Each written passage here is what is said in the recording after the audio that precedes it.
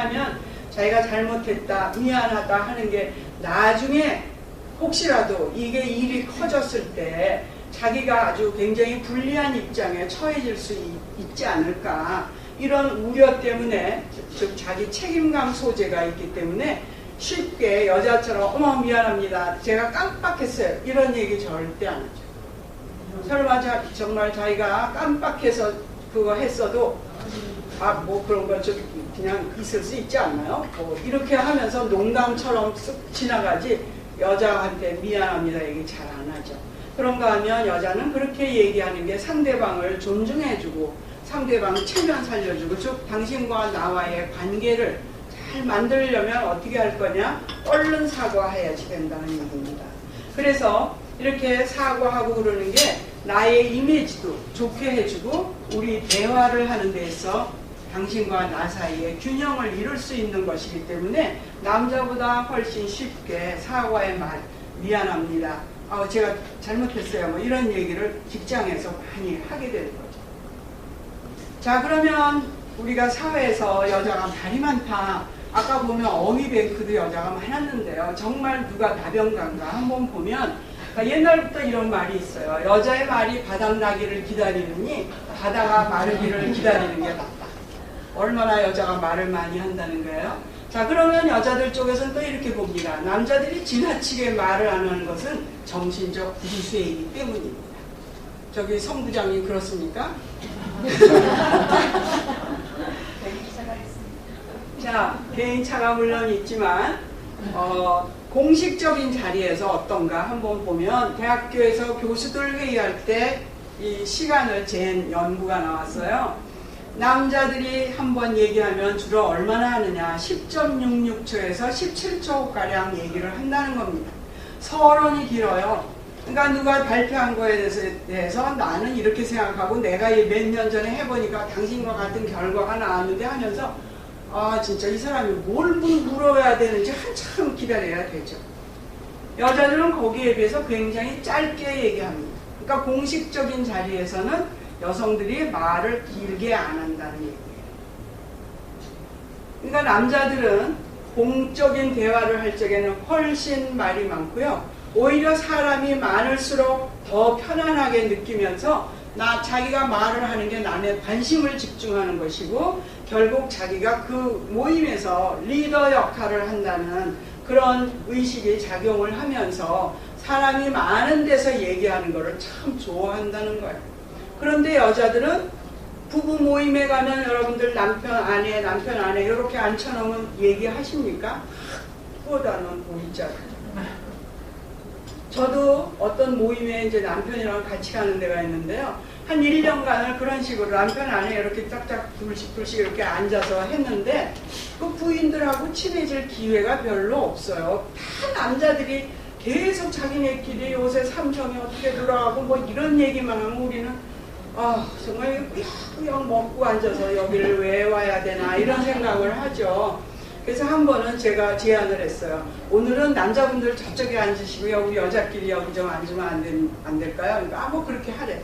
그냥 앉아서 하루 저녁을 같이 밥 먹고 나니까 이 집에는 지금 아들이 40살이 다 됐는데 장가 못 갔다는 것도 알게 됐고요.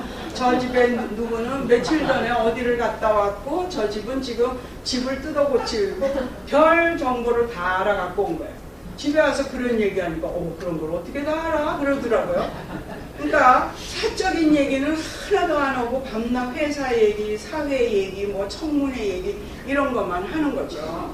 그래서 여성들은 가능하면 서로 잘하는 소규모에서 얘기들을 많이 한다는 거예요. 즉 여성들의 말은 자기의 감정 표현이기 때문에 잘 모르는 사람들 앞에서 왜 자기 얘기를 하겠어요? 잘 안 하죠. 그러니까 제일 잘 얘기하는 게 한 3사람 정도 모여서, 요것도 한 주에 한 번씩 모여서 카페에서 매주 커피를 마신다. 이렇게 되면 미주알, 고주알, 우리 집에 침대 시트가 몇 개 있는 것까지 다 얘기하는 거죠. 그런 데서는 여성들이 말을 많이 합니다. 그러나 남자들하고 같이 섞여 있는 데서는 말을 잘 안 하죠. 제가 언젠가 남녀가 섞여 있는데 가가지고 여성 문제를 얘기하고 있는데요.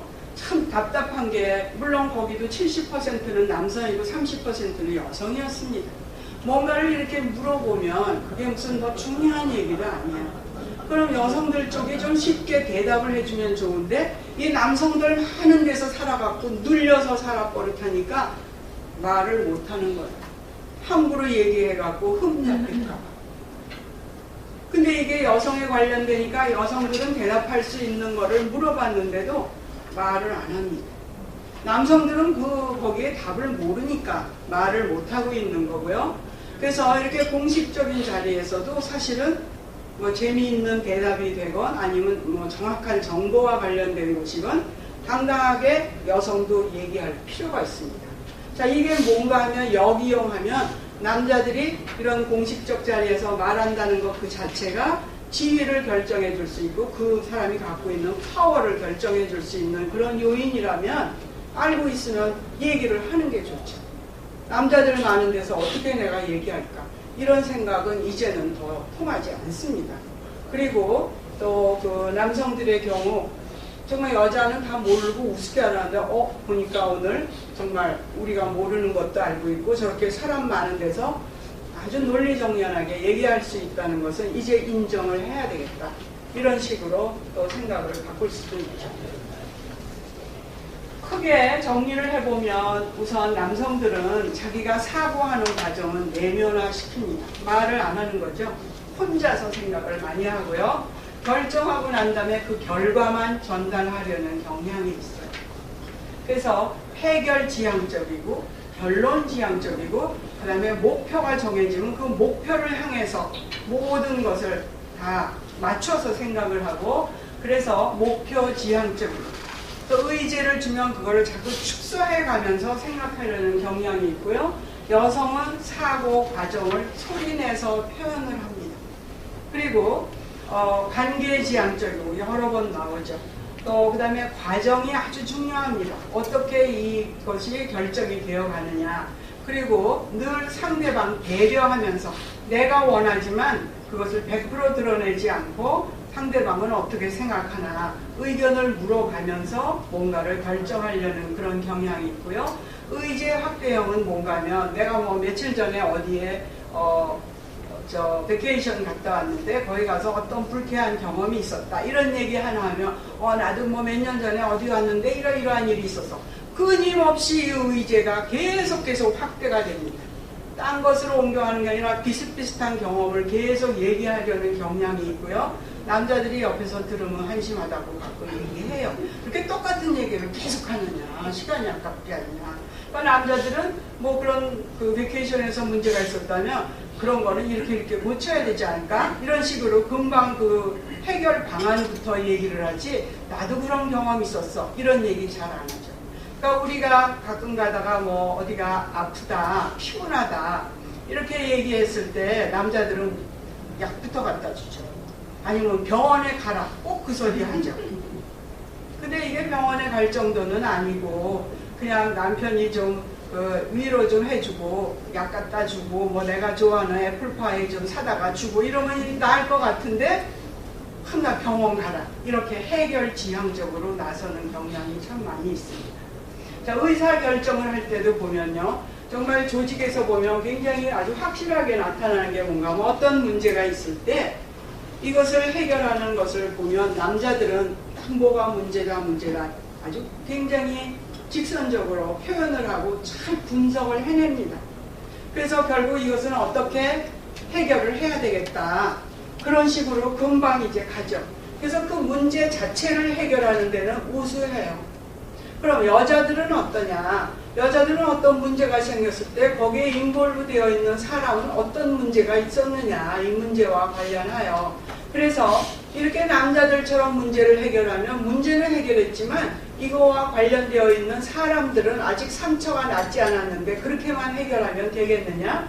아주 맥락 전체를 한번 이렇게 쫙 보고요. 그래서 남자들에 비해서 그 목표를 달성하는 그런 해결은 안 되지만 거기에 관련된 사람들 문제, 배려 이것이 들어가 있게 되죠.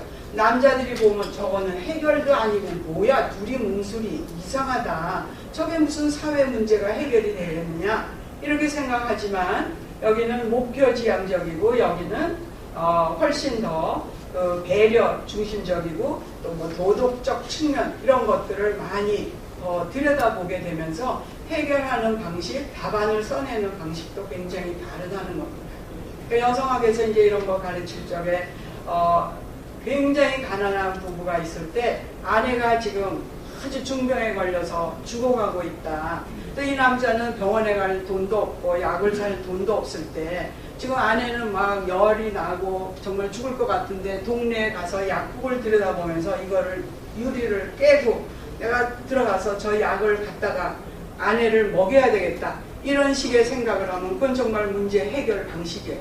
그렇지만 주변에 있는 인간적 문제, 도덕적 문제는 여성이 봤을 적에는 그렇게 못한다는 거죠. 남편이 그렇게 막 고열에 들떠서 죽어가고 있지만 만약에 내가 저걸 깨고 하면 남편은 살겠지만 그 다음에 나는 감옥에 들어갈 거고 그럼 그 다음에 남편은 누가 간호를 해주나 등등 생각하면서 해결 방식에서 남자처럼 행동을 하지 않는다는 거죠.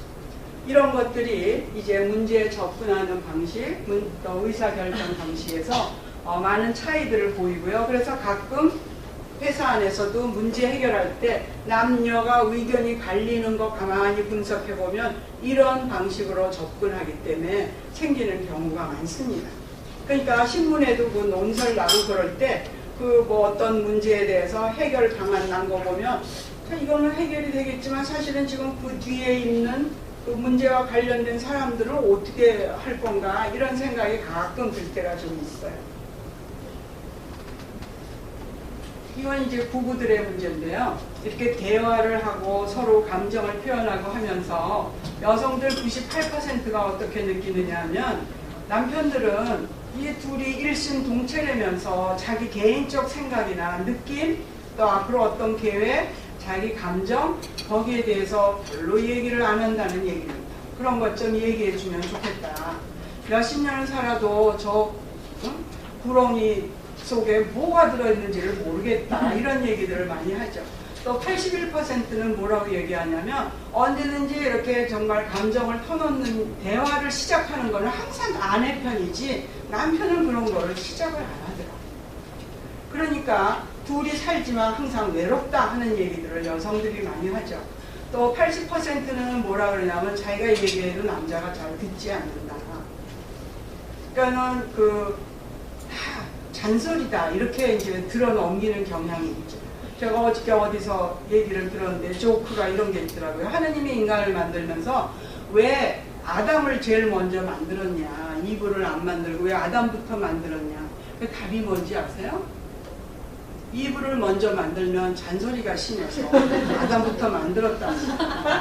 바로 이제 이런 얘기가 되겠죠. 그리고 이제 남성하고 얘기를 하다 보면 남성들의 언어는 자기 감정, 자기 자신의 얘기가 아니라 항상 어떤 행위 또는 물질 이런 관련된 그런 얘기를 주로 하지 자기 가슴속을 열어보이는 얘기가 잘 안 한다는 겁니다. 자, 이건 보너스로 이런 직장 문제가 아니라 부부싸움도 잘해야 됩니다. 뭐 싸움 안 하고 잘 살 수 있다면 참 좋지만 절대로 안 싸우고 살 수는 없어요. 자, 이 부부싸움은 사실은 승자도 패자도 없다는 게 제일 중요하고요. 첫째는 싸움할 때 아킬레스건을 건드리지 말자. 꼭 가족 얘기하면 아무도 참지 못하죠. 당신 그 덜렁대는 성격 왜 그런가 했더니 장모님하고 똑같구만 이렇게 얘기해 놓으면 우리 화 안 나겠어요?